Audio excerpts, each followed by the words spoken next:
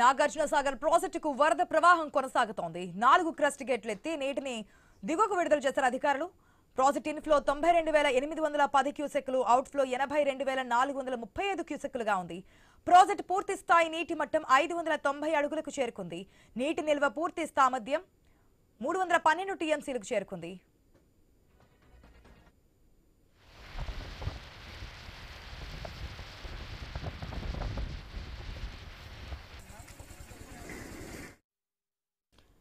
Right, Nagarjuna Sagar ప్రాజెక్టుకి అయితే వరద ప్రవాహం కొనసాగుతోంది. స్టిల్ నౌ ఇప్పటికి ఇంకా వర్షాలు తగ్గుముఖం పట్టినప్పటికీ కూడా అప్డేట్స్ మా ప్రతినిధి కిరణ్ ద్వారా తెలుసుకుందాం.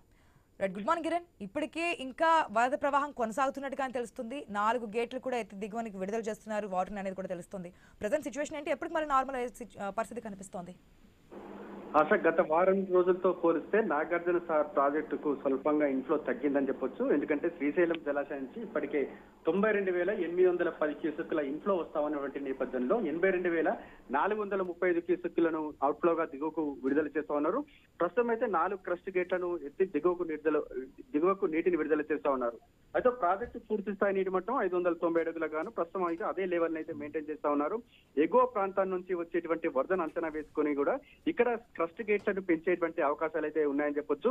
ఇప్పటికే శ్రీశైలం జలాశయం నుంచి 92,000 క్యూసెక్కులకు పైగా ఇన్ఫ్లో వస్తా ఉంది. ఒకవేళ 2 లక్షలకు పైగా ఇన్ఫ్లో వచ్చినట్లయితే మరోసారి పూర్తి స్థాయి గేట్లు ఎత్తి దిగువకు నీటిని విడుదల చేసేటువంటి అవకాశాలు అయితే ఉన్నాయని చెప్పొచ్చు. తద్వారా ఎగువ ప్రాంతాల నుంచి వస్తున్నటువంటి వరదను ఎప్పటికప్పుడు అంచనా వేసుకుని కూడా నాగర్ సాగర్ క్రస్ట్ గేట్లను ఎత్తుతున్నటువంటి పరిస్థితి అయితే ఉంది. ఒకవేళ ఇన్ఫ్లో తగ్గితే గేట్లు తగ్గిస్తా ఉన్నారు, పెరిగితే గేట్ల సంఖ్య అయితే పెంచుతా ఉన్నటువంటి పరిస్థితి అయితే ఉంది. అయితే తెలంగాణ అంటే తెలుగు రాష్ట్రాల్లో కొంత వర్షాలు తగ్గుముఖం పట్టినప్పటికీ కూడా ఇటు మహారాష్ట్ర, కర్ణాటకలో కురుస్తున్నటువంటి భారీ వర్షాలు, అక్కడి నుంచి వస్తున్నటువంటి వరదల నేపథ్యంలో కూడా కృష్ణా నది మరోసారి పరవాళ్ళు తొక్కుతా ఉంది.